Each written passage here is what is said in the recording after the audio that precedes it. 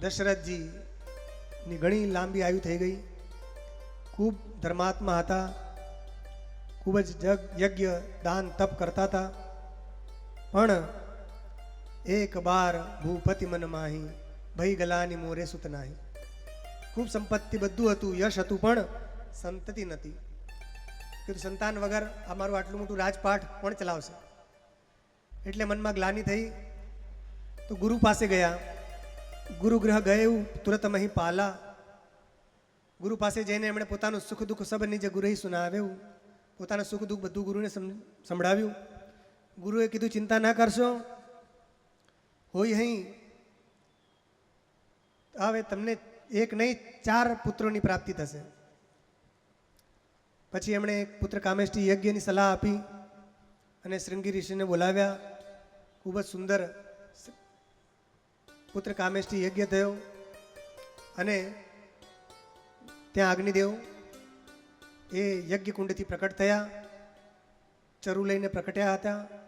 એ ચરુ એમણે પોતાની 3 રાણીઓને આપ્યું, કૌશલ્યાજી, સુમિત્રાંબા અને કૈકેયી. આ 3ને એ દિવ્ય પાયસ એમણે અર્પણ કર્યું. એ 3 એને ગ્રહણ કર્યું અને જેવું એમણે ગ્રહણ કર્યું, ગ્રહણ કરતાની સાથે જ ભગવાન એમના ઉદરમાં પ્રવિષ્ટ થઈ ગયા અને એ બધી નારીઓ 3 રાણીઓ એ ગર્ભવતી થઈ ગઈ. હવે ભગવાનનો પ્રકટ થવાનો સમય આવશે. અહીં તો ભગવાનનો પ્રકટ થવાનો સમય ચાલ્યો છે, પણ ત્યાં રાવણનો અત્યાચાર વધી રહ્યો છે. એટલો ભયંકર અત્યાચાર કર્યો એણે. કોઈને શાંતિથી બેસવા ન દે, જીવા ના દે. બ્રહ્મ સૃષ્ટિ જહ લગી તનુ ધારી, રાવણ બસ બરતી નર નારી. ઉપરના 7 લોક ને નીચેના બધા 14 લોકોમાં રાવણની એક એવી બીક પેસી ગઈ બધાને, ક્યાં રાવણ ના આવી જાય, ક્યાં યજ્ઞ ચાલતો હોય તો રાવણ પહોંચી જાય. અને જે યજ્ઞ કરાવનારા હોય ભૂદેવો કે ઋષિ મુનિઓ બધાને કાચા કાચા ખાઈ જાય. રાક્ષસ જેમ તમે પેલું મૂડી ખાઈ જાઓ ને, ટામેટાને મૂડીને પકડી ગાજર ખાઈ જાય છે, એવી રીતે મનુષ્યને ખાઈ જતો હતો. એકવાર મરુતના યજ્ઞમાં ગયો, ત્યાં બ્રાહ્મણો ઋષિ મુનિ યજ્ઞ કરાવતા હતા. તો જેવું રાવણનું નામ સાંભળ્યું બધા દેવતા ભાગી ગયા. ઇન્દ્ર, વરુણ, યમ, કુબેર, રાવણ આવ્યો ભાગો. દેવતા તો ભાગી ગયા, ઋષિ મુનિ બિચારા એ ક્યાં ભાગે? એ ના ભાગ્યા, એ તો યજ્ઞ આહુતિ આપતા હતા. રાવણ આવ્યો કે કોની આહુતિ થઈ રહી છે? મારો યજ્ઞ થઈ રહ્યો છે. બાર બોર્ડ તો લાગ્યું નથી કે રાવણનો યજ્ઞ, કોનો યજ્ઞ થઈ રહ્યો છે? કે ભગવાનનો એક. હે કોણ ભગવાન? હું ભગવાન છું, મારા સિવાય કોનો યજ્ઞ કરો તમે? તો એને થોડો ફરીને આવ્યો તો ભૂખ પણ લાગી ગઈ એને. એટલે સીધા એને તો પકડ્યા. જેટલા ઋષિ મુનિ આવ્યા બધાને દાઢી પકડીને ખેંચીને નીચોડી પહેલા સૂપ પીવે ને આપણે લમ જ્યારે કોઈ જમણવાણ રાખે ને, આજકાલ પેલું બફેલો પાર્ટી જે હોય છે, આજકાલની જે બફેલો પાર્ટી હોય છે ને, ઊભા ખાય, જૂડ એકલું એઠું કરી બફેલો પાર્ટી જ કહેવાય. શું કહેવાય ને? કઈ પાર્ટી? બુફે. અચ્છા, બુફે પાર્ટી. અમને એમ કે બફેલો પાર્ટી. બફેલો એટલે શું થાય? ભેંસ. તો આજકાલની બુફે પાર્ટી બફેલો પાર્ટી જેવી તો થઈ ગઈ છે. પેલા જાનવર અહીં મોઢું મારે એવી રીતના પેલા લાઈન સર રાખ્યું હોય બધું. જેને જે આવી પેલો આંખ નાકમાં આંગળી નાખતો જાય ને પેલું લેતો જાય ને કાનમાં નાખે ને ક્યાં હાથ અડે ને પેલું લેતો જાય. પરસેવો આવે તો પાછો નૂસતો જાય ને પાછો.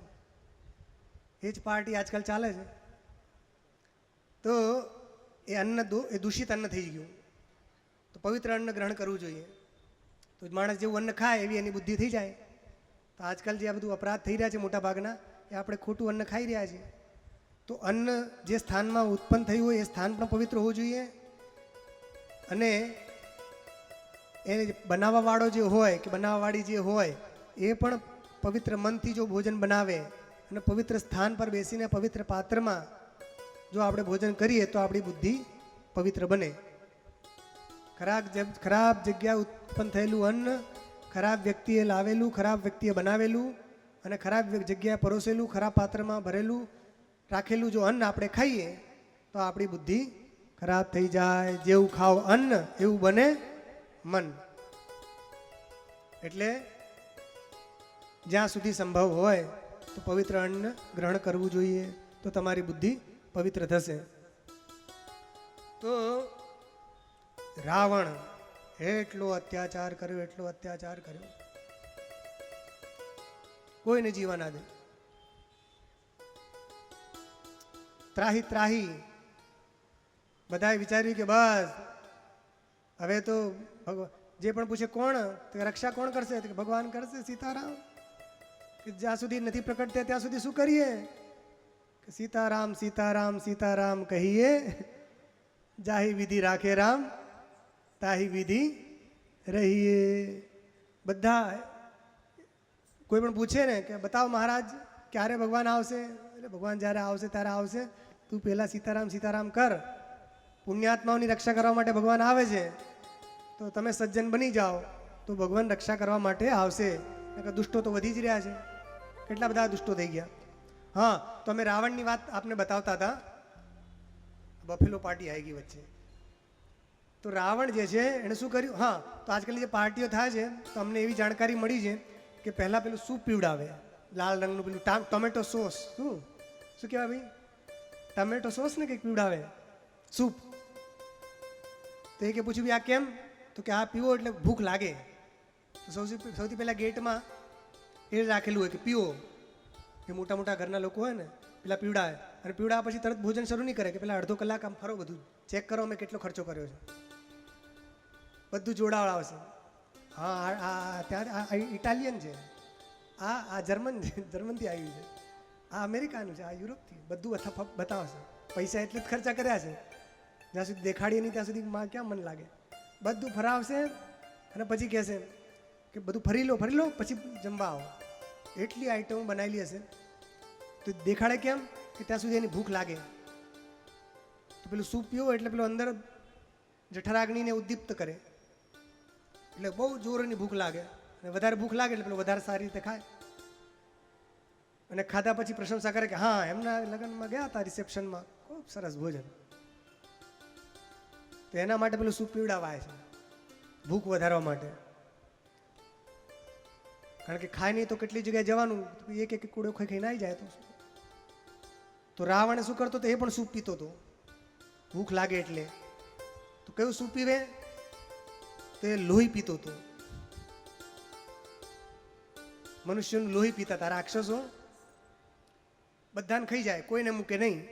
કહી મહિષ માનુષ ધેનુ અજખર ખલ નિસાચર ભચ્છઈ. હનુમાનજી જ્યારે લંકામાં પહોંચ્યા ત્યારે એમણે જોયું કે એમની ભોજનશાળામાં પણ પહોંચી ગયા, હોટલમાં પહોંચી ગયા હશે કે આ લોકો શું ખાય છે. તો કહી મહિષ, ભેંસ ખાતા હતા. માનુષ, મનુષ્યને પકડીને લઈ આવતા હતા, આપણા અહીંયા ભારતથી પકડીને, અને પકડીને લઈ જાય ત્યાં, અને પછી જોવે કે કયો છે. નાનો હોય તો થોડો મોટો કરીને પછી ફ્રાય કરીને ખાઈ જાય. તો કહી મહિષ માનુષ ધેનુ, ગાયો પકડીને લઈ જાય હતી સારી સારી આપણી, જ્યાં મળે ત્યાં ગાયો. કારણ કે દૂધ તો એમને જો પીવું નથી, કાપો ખાઓ. ધેનુ અજ, બકરા ખાઈ જાય. અરે બકરાને છોડો, ખર એટલે ગધેડા એક ના મૂકે, ગધેડાને ખાઈ જાય. કहीं મહિષ માનુષ ધેનુ અજ ખર ખલ નિસાચર ભચ્છી. આ તેમનું ભોજન હતું.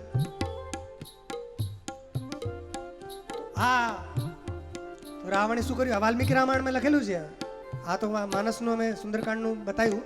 વાલ્મીકી રામાયણમાં આવ્યું છે કે ત્યાં આગળ કે ગયો અને ત્યાં બધાનું એણે લોહી પીધું. ઋષિમુનિઓને નીચોડીને ટામેટા અને બધા સૂપ બનાવીને પેલા શરબત બનાવી બધાનું લોહી પીધું ને પછી બધાને કાચા ખાઈ ગયો. ત્યાં હતું નહીં ફ્રાય કરવાનું કશું. પેલા મૂડી ખા, મૂળા ગાજર, મૂળા, ટામેટા બધા ખાઈ જાય ને, કાચા ખાઈ જાય. એની જોડે જેટલા આવ્યા એ બધા ખાઈ ગયા. તમને ભૂખ લાગી, તમે ખાઓ આ ભોજન. બધાને ખાઈ ગયા. પછી કે હા ચલો બ્રેકફાસ્ટ થઈ ગયો, ચલો. જ્યાં જાય તો બધા બીને ભાગે. એવા ભયંકર રાક્ષસો હતા. એટલે ઘણા લોકો એમના પક્ષપાતી થઈ રહ્યા છે ને આજકાલ. અમે તો રાવણ અમારો પૂર્વજ હતો એવા લોકો નીકળ્યા છે કે અમે રાવણના વંશ જ છીએ. એટલે આ રાવણ નહીં, બ્રાહ્મણોને જ ખાતો હતો સૌથી વધારે. કારણ કે બ્રાહ્મણો ધર્મની રક્ષા કરતા હતા, વેદ ભણતા હતા, યજ્ઞ કરતા હતા, ગાયનું રક્ષા કરતા હતા. જ્યાં જ્યાં કે આ બ્રાહ્મણો આને જ ખાઓ. તો એટલો ઉત્પાત મચાયો તો, અને એણે એટલો ઉત્પાત મચાયો ક્યાં જપ તપ કશું ના થાય, બધા હેરાન થઈ ગયા.